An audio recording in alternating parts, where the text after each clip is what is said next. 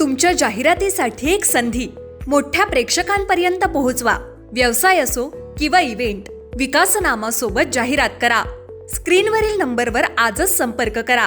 विकासनामा, तुमचा आवाज, तुमची जाहिरात. तसंच विकासनामाला सबस्क्राईब करा आणि अपडेटेड रहा.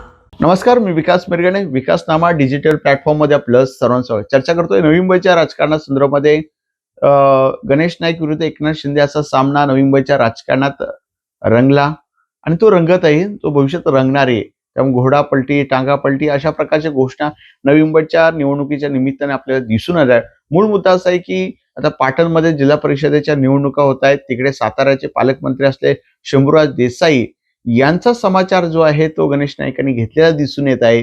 हे सातारा जिल्ह्याचे पालकमंत्री नसेल, मालक मंत्री आहेत अशी भूमिका गणेश नाईक जे वनमंत्री आहेत त्यांनी घेतलेली आहे. त्यामुळे गणेश नाईक थेट पाटणमध्ये जाऊन 2-3 दिवसापूर्वी पाटण मतदारसंघा संदर्भामध्ये नवी मुंबई शहरामध्ये मेळावा आयोजित करण्यात आला होता जिल्हा परिषदेच्या निवडणुकी दृष्टीने. आता गणेश नाईक जे आहे ते पाटणमध्ये गेले आणि थेट शंभूराज देसाईंवर ज्या जहिरी टीका करण्यात आलेली, तुम्ही काही गावामध्ये सोडलं जात नाही प्रचारामध्ये, अशा प्रकारे टीका टिप्पणी, तुम्ही पालकमंत्री नाही तर मालक मंत्री आहेत अशी भूमिका जी आहे शंभूराज देसाईंवर सडकेचा समाचार वनमंत्री गणेश नाईकांनी व्यक्त केलेले आहे. त्यामुळे हरामाचे पैसे, घोडा पलटी, मी सांगतो अशा प्रकारची विधानं गणेश नाईकांनी पुन्हा एकदा केलेले आहे. त्यामुळे राज्यामध्ये शिवसेना भाजपा हा सामना रंगतोय आणि तसं वनमंत्री गणेश नाईक शंभूराज देसाई आता सामना रंगताना दिसून येत आहे. त्यामुळे कुणाला दारू वाटले जातील, कुणाला पैसे वाटले जातील, मात्र मतदाराने हरामाचा पैसा नवी मुंबई शहरामध्ये घेतला नाही, तो आता तुम्ही पाटणमध्ये घेऊ नका, अशा प्रकारची भूमिका वनमंत्री गणेश नाईकांकडून व्यक्त केली जात आहे.